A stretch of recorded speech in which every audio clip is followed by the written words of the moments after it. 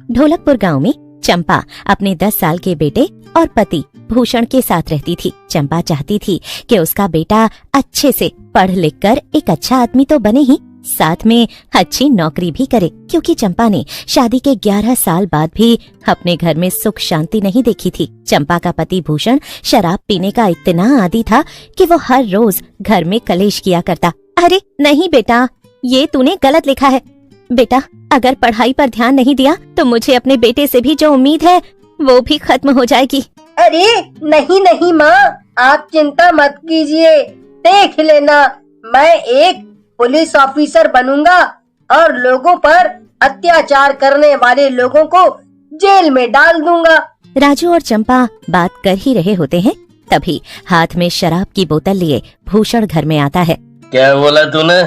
तू पुलिस वाला बनेगा और अत्याचारी लोगों को जेल में डालेगा? तेरी माँ जो तेरे कान भर रही है उससे तो मैं बाद में बताता हूँ, पहले मेरी बात सुन। पढ़ने लिखने का कोई फायदा नहीं, किस्मत में जो लिखा होगा वही होगा। अपने पति को ऐसा करता हुआ देख चंपा अपने बेटे को पीछे कर लेती है और खुद आगे हो जाती है और अपने पति से कहती है, आज भी आप पीकर आए हैं? देखिए जरा, बच्चा कितना डरा हुआ है। आखिर क्यों इतना पीते हैं आप? क्या चाहते हैं? जिंदगी जीना चाहता हूँ मैं, जिंदगी। ये देख मेरी जिंदगी, ये बोतल देख रही है ना, ये मेरी जिंदगी, मेरा प्यार, मेरी भूख, मेरा सब कुछ। थोड़ी सी जो पी ली है, चोरी तो नहीं की है। माँ, मुझे बहुत डर लग रहा है, कहीं पापा आज भी आपको मारेंगे तो नहीं? अब राजू धीरे से कमरे में चला जाता है। भूषण बहुत देर तक गाना गाता है और अपनी पत्नी को सुनाता है और खाना खाने के बाद खाट पर ही सो जाता है। अब अगली सुबह चंपा उदास होकर गांव के हैंडपंप पर पानी भर रही होती है। अरे चंपा बहन, ये आपकी आंखों के नीचे कैसा निशान है? अरे नहीं नहीं, बस ये तो मैं गिर गई थी ना, उसी का निशान है। तभी वहाँ गांव की कलावती आती है।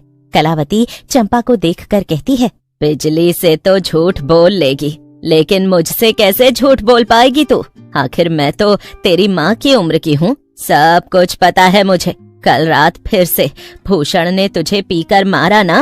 आप तो जानती है कलावती काकी, उनका तो ये रोज का है। मैं तो अब तंग आ चुकी हूँ। मेरा 10 साल का बच्चा भी ये सब देखकर बहुत डर जाता है। अरे अभी तो मैं तुझसे पूछ रही थी कि आखिर ये आंखों के नीचे निशान कैसा है? कल रात मैंने तेरे घर से रोने चीखने की आवाजें सुनी थी। अब क्या करूं मैं? सबसे मुझे झूठ बोलना पड़ता है। अगर किसी ने उन्हें बोल दिया कि मैंने आप लोगों से उनकी बुराई की तो वो घर में और भी ज्यादा झगड़ा करेंगे। इन आदमियों का तो काम ही क्या है? पूरे दिन घूमना फिरना, रात को पीकर घर में लड़ाई झगड़ा करना। मेरा पति भी ऐसा ही करता है। अब मैं अपना दुख किससे कहने जाऊं? सही कह रही हो बहन तुम। अब चंपा पानी भरकर घर आ जाती है और घर के काम करने में लग जाती है। वहीं राजू पढ़ रहा होता है। वो ज्यादातर समय अपने बेटे को पढ़ाने और उसे इन सब से दूर रखने में निकाल देती थी। एक रात भूषण शराब के नशे में घर आता है और जोर जोर से घर का दरवाजा पीटने लगता है। अरे दरवाजा खोलो, मेरे आने से पहले दरवाजा बंद कर दिया। तू वहाँ जाकर बैठ जा, जब तक मैं ना आऊँ तब तक तुम अपने पिता के कहने पर भी नहीं निकलना, ठीक है? राजू जाकर पलंग के नीचे छुप जाता है और इधर चंपा जैसे ही दरवाजा खोलती है तो लेट दरवाजा खोलने की वजह से भूषण को गुस्सा आ जाता है। तेरी इतनी हिम्मत की तू मुझसे बाहर इंतजार करवाए? अभी बताता हूँ तुझे। और काफी मारने के बाद वो अपनी पत्नी को टॉयलेट में ले जाकर बंद कर देता है। अजी दरवाजा खोलिए, मेरा दम घुट रहा है। आपने दरवाजा क्यों बंद कर दिया? अब तू इसमें ही घुट कर मरेगी। मैं चाहता हूँ तू इसमें ही रहे रात भर, तब जाकर तेरी अकल ठिकाने आएगी। चंपा रोती बिलखती रह जाती है, लेकिन भूषण उसे टॉयलेट में बंद करके वापस घर में आकर राजू को ढूंढने के बाद चैन की नींद सो जाता है। अगली सुबह भी उसकी नींद नहीं खुलती। इधर राजू अपनी माँ को हर जगह ढूंढता है। इधर चंपा टॉयलेट में बेहोश पड़ी होती है और उसकी सांसें भी धीरे धीरे चल रही होती हैं। इधर भूषण को होश नहीं आता और जब होश आता है तो वो फिर से पीने निकल जाता है। 24 घंटे से ज्यादा का वक्त हो जाता है और राजू को चंपा का कहीं इसके बाद चंपा की मौत हो जाती है। बिजली अब भूषण से उसकी पत्नी के बारे में पूछती है। वहाँ गांव की कई औरतें भी और कई लोग मौजूद होते हैं। कलावती भी भूषण से उसकी पत्नी के बारे में पूछती है, लेकिन भूषण गांव वालों से कहता है, मुझे क्या पता कहाँ गई। कहाँ गई वो? 2 दिन हो गए हैं लापता है। परसों रात में जब मैं घर आया था तो दरवाजा नहीं खोल रहा था कोई, तो बस थोड़ी बहस हो गई थी। मुझे लगता है कहीं चली गई है या किसी के साथ भाग गई होगी। वैसे भी अब मुझे उससे कोई मतलब नहीं। भूषण अभी भी नशे की हालत में था। गांव वाले उसे कुछ भी बोलना नहीं चाहते थे। राजू बेचारा रो रहा होता है। बिजली उसे घर ले जाकर खाना पीना खिलाती है। अब अगले दिन गांव वालों को पता चलता है कि चंपा टॉयलेट में मिली है और उसकी दम घुटने से मौत हो गई है। और धीरे धीरे ये बात पूरे गांव में फैल जाती है। लेकिन वक्त के साथ गांव वाले हमदर्दी जताकर इस हादसे को भूल जाते हैं। इधर राजू भी अपने ननिहाल चला जाता है और भूषण अपना वही पीना खाना और घर जाकर सो जाना ऐसे ही चल रहा था। एक रोज भूषण के दोस्त बिरजू की गांव के बीचों बीच लाश मिलती है। अरे, इस बेवड़े को किसने मार दिया? इसके तो कोई मुंह भी नहीं लगना चाहता था। और भला इससे किसकी दुश्मनी रही होगी जिसकी आंख भी नहीं खुलती? बिरजू की मौत के बाद हर कोई सदमे में आ जाता है कि आखिर उसे किसने मारा। किसी को कुछ पता नहीं चलता। अब इस बात को करीब 4-5 दिन के बाद भुला दिया जाता है और 7वें दिन एक और मौत होती है। ये मौत भी ठीक उसी तरह होती है जैसे बिरजू को मारा गया था।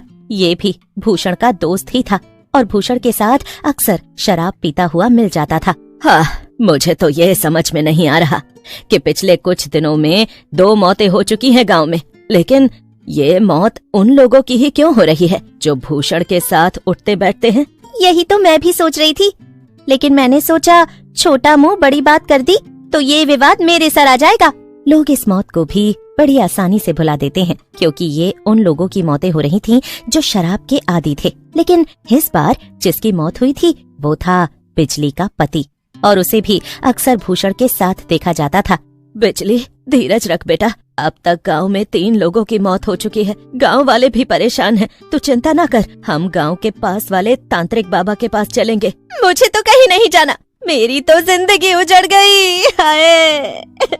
कलावती अब बिजली को 2-4 दिन बाद एक तांत्रिक बाबा के पास लेकर जाती है। वो तांत्रिक बाबा कुछ देर मंत्र पढ़ने के बाद कलावती और बिजली से कहता है, मैं जो देख पा रहा हूँ ये एक भटकती आत्मा है जो किसी को परेशान करने के मकसद से नहीं बल्कि उन लोगों को सजा दे रही है जो अपने परिवार को जीते जी मार देते हैं। कुछ देर तक तांत्रिक मंत्र पढ़ता रहता है। कलावती और बिजली वहीं बैठकर तांत्रिक को देख रही होती हैं। तभी वहाँ एक आत्मा प्रकट होती है और जोर जोर से हंसने लगती है। इन सब के पीछे का मेरा मकसद सिर्फ यही था कि औरतों को जीने दिया जाए। औरतों को कभी भी प्यार, सम्मान, इज्जत नहीं मिली। जो लोग उन्हें इज्जत नहीं देते, मान सम्मान नहीं देते, उनके साथ ऐसा ही होना चाहिए। इसका मतलब ये है कि चंपा, तूने मेरे सुहाग को उजाड़ दिया। क्यों चंपा, क्यों? देखा, तुम्हारे मन में अभी भी तुम्हारे पति के लिए प्यार था जो तुम्हें कभी भी इज्जत, मान, सम्मान नहीं देता था बल्कि मारता पीटता था। और आज मैं एक और जान लूंगी और वो जान जाएगी मेरे पति की। मैं अब तक जिनकी वजह से भटक रही हूँ उन्हें मैंने मौत के घाट उतार दिया। अब बचा मेरा पति।